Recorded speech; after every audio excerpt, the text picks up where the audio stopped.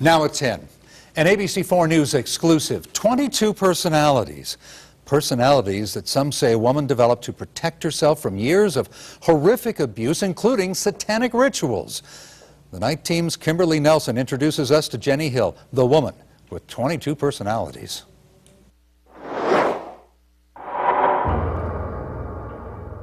It's something out of a nightmare, satanic rituals and human sacrifices.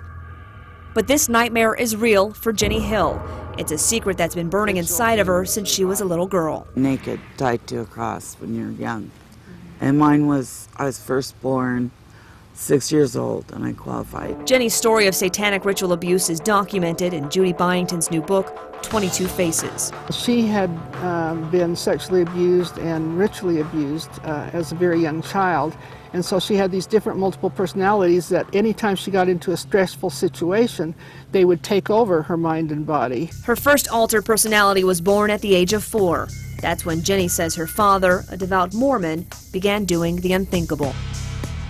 And he went and told me that he loved me over my mother. There's your secret. It was a couple of years later when the satanic ritual abuse began. More personalities were born to help her deal with the sexual abuse and torture. It's like she knows she's being abused, but she doesn't feel the abuse. Because these altars are holding, the pain of that. Jenny didn't remember the abuse. All she knew was that she would lose time. Until one day she woke up in a Utah Psychiatric Hospital, confused. Dr. Weston Whatcott treated her. If this were not real with her, she deserves 17 Academy Awards. In that time, Whatcott says he witnessed several of Jenny's alter personalities. Entirely different voice, voice changes, accents, body language, totally changed. He also noticed those personalities come out in her writings. Much like her childhood diaries, her adult journals allowed the personalities to speak out and reveal what really happened to little Jenny. Still, Jenny wasn't convinced that she actually had 22 different personalities until one day Whatcott videotaped a session and played it back to her. She was so fascinated by that. She was like a little teeny kid. She got down on her hands and knees and climbed up, and her face was about that close to the TV screen. She couldn't believe that that was her. Whatcott says that was a real turning point for Jenny.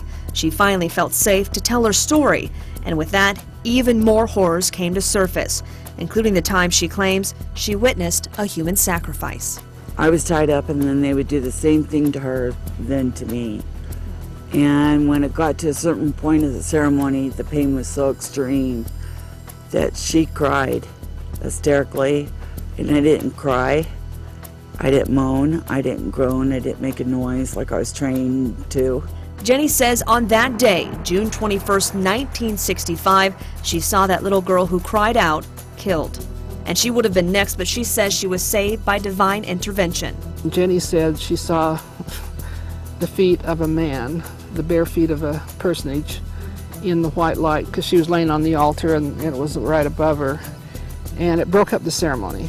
Jenny thought she was all alone in those memories, but before Jenny's mother, Mercy Hill, passed away, she admitted in a secretly recorded conversation that she was involved in the satanic rituals and saw the same light that saved Jenny. You talked a little bit about the white light.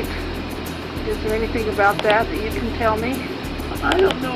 I can't remember too much about it either, but it seemed like there was white light up on the wasteland, and it shone down.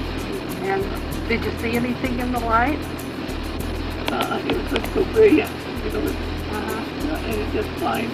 With that realization, Jenny really began to heal. She still deals every day with the memories of her childhood, but thinks of herself as a survivor.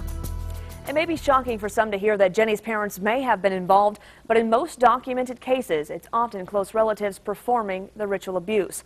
That being said, just before this story was to make air, I received a call from Jenny's sister who claims this abuse never happened. Reporting in the studio, Kimberly Nelson, ABC4 News 19. And in fact, we dug deeper and found that back in the early 90s, an LDS General Authority did indeed write an internal memo saying that he had interviewed 60 church members who claimed that they were victims of satanic ritual abuse, and 45 claimed to have witnessed or participated in human sacrifice. Now, when that memo leaked, it set off a firestorm.